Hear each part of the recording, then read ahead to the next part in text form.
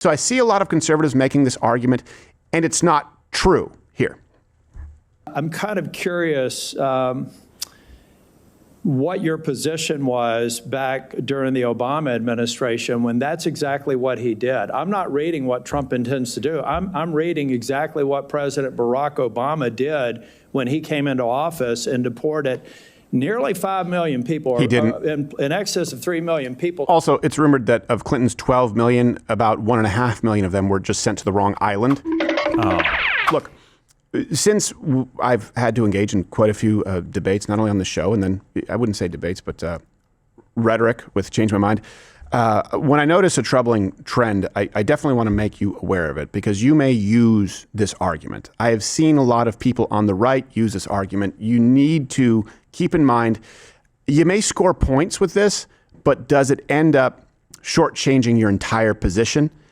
If it does, you really probably shouldn't use it and try and stick with the through line of your sort of foundational arguments. When it comes to immigration, did we have an immigration problem? Yes. Right, anywhere from 15 to 20 million illegal aliens just in the Biden years alone. Low end would be 12 million. Okay, that's a problem. We acknowledge it. Is President Trump doing better? Well, yes. The border is sealed at this point. We are not seeing illegal immigrants cross the border. We're a net negative migration country for the first time, and deportations are up. That's your foundation. That precludes you from making the argument, well, hey, liberal, well, you didn't complain when Obama deported more than Trump, when Clinton deported more. But then people say, well, didn't you just say it was a problem? So I see a lot of conservatives making this argument, and it's not true here. I'm kind of curious what your position was back during the Obama administration when that's exactly what he did. I'm not reading what Trump intends to do. I'm reading exactly what President Barack Obama did when he came into office and deported nearly 5 million people, He didn't. In excess of 3 million people. I would note that in 8 years, Bill Clinton deported 12 million people. He didn't. Obama's this is crazy, but this is true. Obama's first 4 years deported more than Trump did in his 4 years as president. He didn't. Also, it's rumored that of Clinton's 12 million, about 1.5 million of them were just sent to the wrong island. So that throws off the... Now, Jillian Michaels tweeted this as well, and this is what kind of spurred me to think about it. I would say her tweet is not super descriptive. Her video is better. She makes the case. And I appreciate the way that she does. So don't take this and start dramas. I'm not saying that Jillian Michaels is singularly wrong. I just don't think this is the best line of arguing. Here's what she tweeted: that Democrat President Bill Clinton deported 12 million people. Obama, 5 million people. Donald Trump has deported less than 1.5 million people. Why did you not hear about the ICE raids and deportation operations when it was Democratic politicians giving the orders? Again, this argument that people make, it doesn't make sense. You can't maintain the position that it's a good thing Donald Trump is fixing the border and upping deportations and then say, by the way, there was no problem created because Obama and Clinton did it 10 times as much. Do you understand that? And I'll tell you before I get to it so you can check the references. It really comes down to the idea of deportations versus returns. So that's an informal process like border turnarounds, voluntary departures. The courts aren't involved. It didn't include due process.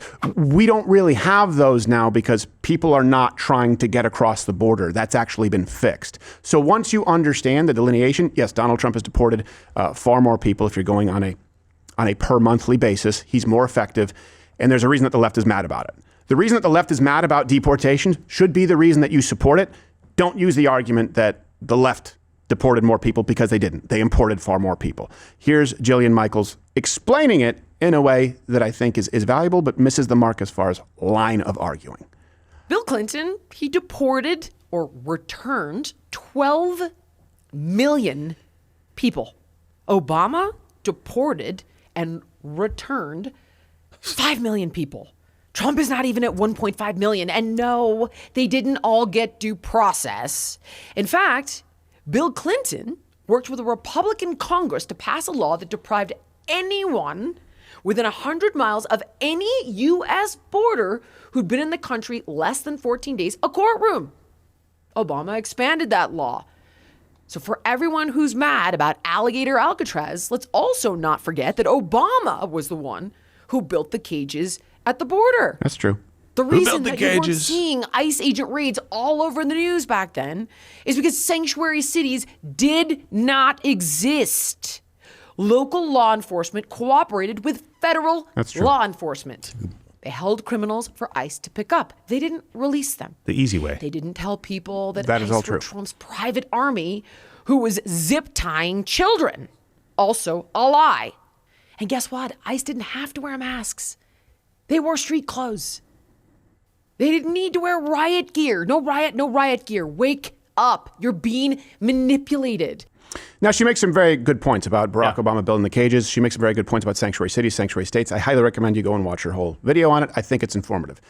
What this really comes down to, though, is a key fact here. Let's just go through this. The key fact, first one I want to present, the difference, like I said, between returns and true removals.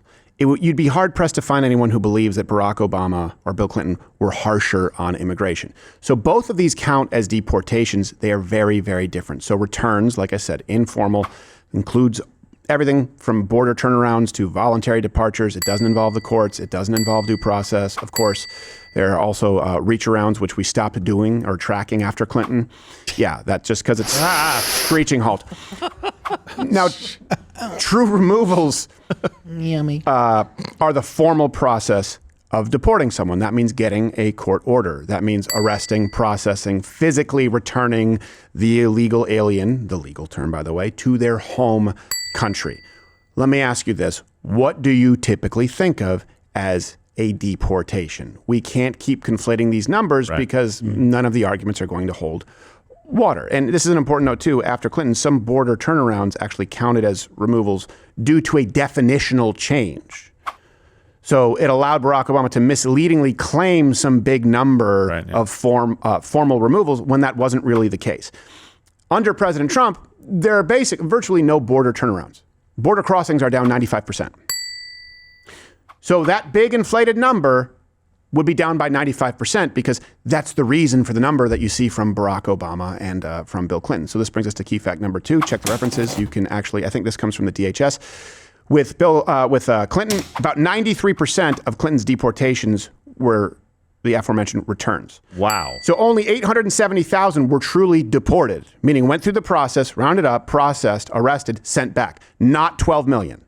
In 8 years? Yeah. How many? 870,000. Jeez. Barack Obama, about 74% of his deportations were non-judicial returns. So 1.4 million truly deported, not 5.6. So when conservatives go, Clinton did 12 and Barack Obama did 5. No, the real answer is Clinton did 800-something thousand and Barack Obama did 1.4 million. In 8 years. Yeah, I never liked that argument. It sounds counterintuitive to what we kind of get done here. Right. Those numbers. You're actually bragging. They were great at kicking illegals. And here's the other thing, That's too. how people take it. You also get more credit because since the turnarounds, they're not like formal. Illegals can just keep trying to cross. And how many stories have we covered? I mean, you have people who would cross the border illegally seasonally. They would do that, go back, and then come back. They would do it on a recurring basis, a revolving door of MS-13, right? So let's just keep that in mind. That'll pump up those numbers. And here's the key fact.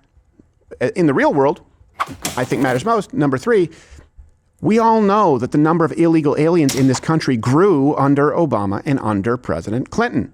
Under Clinton, the illegal population went up by 3.2 million. Under Barack Obama, it went up by 2.8 million. That is the contrast to Donald Trump actually deporting people. He's never going to get those numbers if you try, and you're using the left, you're operating within the left's framework because he solved 95% of that problem that they didn't at the border. Please stop using this argument because I guarantee you that it will bite you in the ass. And the moment that it becomes overwhelmingly popular to deport illegal aliens, and we're seeing that grow, guess what? The left will claim credit for it, and they'll cite you as giving them credit. Steve, what's the definition of a turnaround? What a turnaround could be anyone who's come and they've just basically returned from the border. Nope. Or an informal process, like we said, which is, okay, you're going to get out of here. That doesn't go through a court order. Doesn't have to go through due process. Okay. So it's much more relaxed, and it can include a whole lot. It could include the same person who is turned back 3-4 times. That's not the same thing as ICE removing them. You're out. You've been processed. Oh, and by the way, not coming back. You're not coming back in. Yeah. That's super important for people to note. And just to be clear, illegal alien, that's the legal term, despite what little pricks at CNN say. Quick last word, Cameron, they're getting a break. Listen, you can't say illegals anymore because ICE is directly targeting legal citizens of this country. And how are you going to enforce your edict on me, just out of curiosity? She's adorable. But just listen to his point about illegal. No, I want to know why he gets to it's instruct not, you're my changing the speech. topic. Hang on. You're making a point making an about the emotional people being plea. arrested. Go ahead. I understand that your job is predicated on just getting increasingly more demented every single week and that the audience comes back to see if Who's this perhaps... bitch? Make your point. My point is that you're saying the word illegals, but it's in you federal don't law. even really know what's happening. Or actually, I think you do, and Sure, you're I do. doing this on purpose. But Yes, the truth because is, I want the law enforced. they are not just targeting illegal immigrants. They They are. are targeting natural-born U.S. citizens. They are not. That Well, is have a one on fact. your You show. cannot deny that. I mean, you can on national television. They are deny not. facts all the time. They You've are done it a not. couple times in this very episode. I still want to know how you're going to enforce your language God's edicts on sakes. me. We'll take that up. How are we going to enforce it? We're going to take that up at the break. Coming up, Did as they- promised, the Epstein deadline. I'll tell you exactly what you just saw. You saw a young man raised in the institutions dominated by feminism who encountered a man from another generation who wouldn't tolerate it. Where he's going, oh, no, wait, hold on a second. This isn't a disagreement on policy. You're now telling me how I have to speak. Okay, how are you going to enforce it? In the green room, tough guy? Oh, you're going to tell what I can and can't say? This young man never encountered, make me. That's not the same thing as right. saying, well, hold on a second, we disagree. You're not allowed to say this anymore. Oh, make me. Make me stop.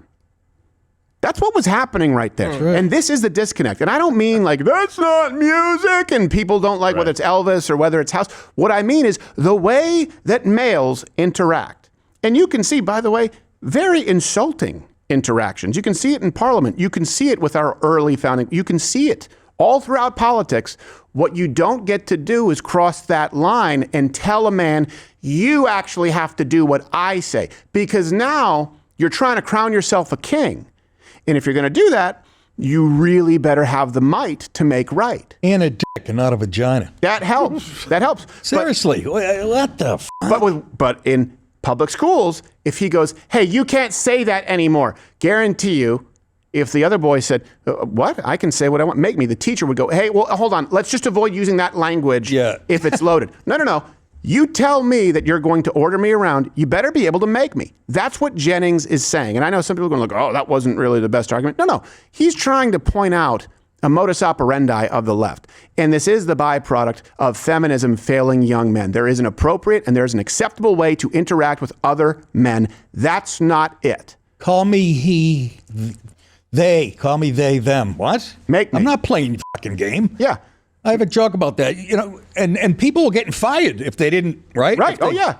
Dead named people at work. You don't force me into your mental illness. Like when you see a homeless guy with an imaginary dog, Yeah. I don't have to go over and pet it. What is this, a collie? Yeah. You know what I mean? I do, though. I go over, I pet him, and I go, oh, I do no, too. I feel a lump on his neck. You need to get him. And he's like, I'm like, I don't know. He's like, lymphoma. You're like, yeah, get out of here. I usually go, this is no dog deal. You're fucking crazy. Sometimes it is fun to entertain their delusion and make it scarier. Oh, you're still here? And you're still watching this on YouTube? You've probably noticed something is missing by now. I'm not here. That's because the Live Daily Show is now streaming exclusively on Rumble weekdays at 11 a.m. Eastern. Tune in there, where nothing is censored.